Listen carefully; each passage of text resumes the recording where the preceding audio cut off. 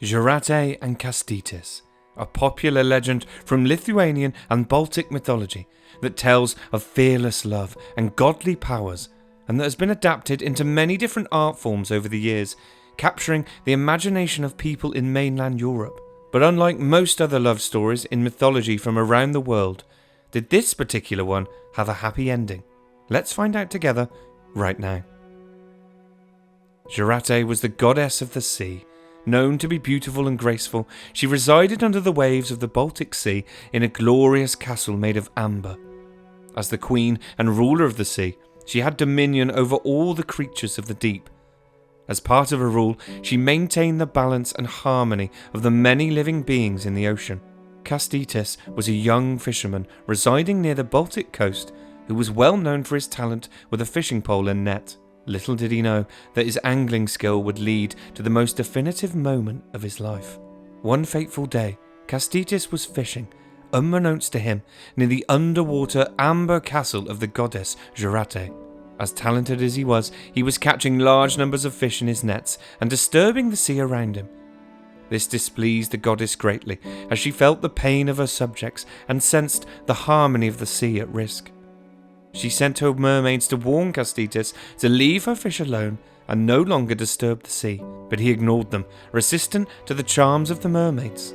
He continued to fish until eventually Jūratė could contain herself no longer and ventured from her castle to confront Kastytis. However, to her great surprise, as she approached the fisherman, she was immediately struck by his beauty, and she fell instantly in love. As she neared and their eyes met, Kastytis was hit with the same moment of revelation as he fell deeply and completely in love with the magical goddess that appeared before him. Despite the significant differences between them and their perceptions of reality, they could not be parted, and Kastytis went to live in the Amber Palace with Jūratė.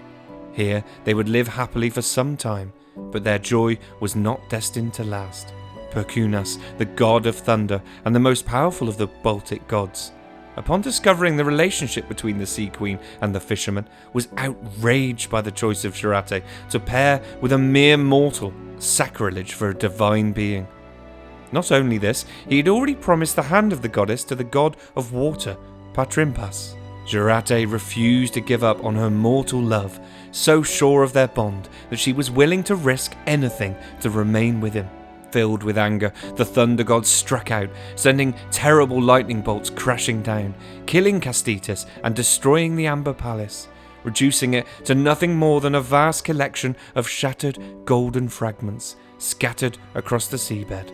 He captured Jūratė and bound her to the seafloor amongst the ruins of her castle, condemning her to spend eternity trapped alone. The legend claims that she remains there to this day, mourning for her lost love. According to the story, this is the reason why little pieces of amber often wash up on the shores and beaches of the Baltic Sea, remnants of the great palace of the goddess. Some amber pieces bear the resemblance of small tears, said to be the precious tears of Jūratė herself as she weeps for Kastytis.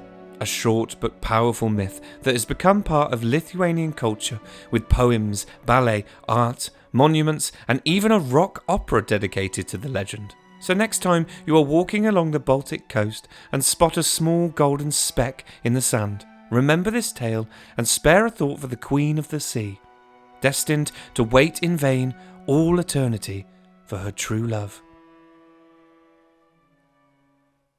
Hey guys, thanks for watching. If you enjoyed the video, don't forget to hit that subscribe button for more great stories. Cheers.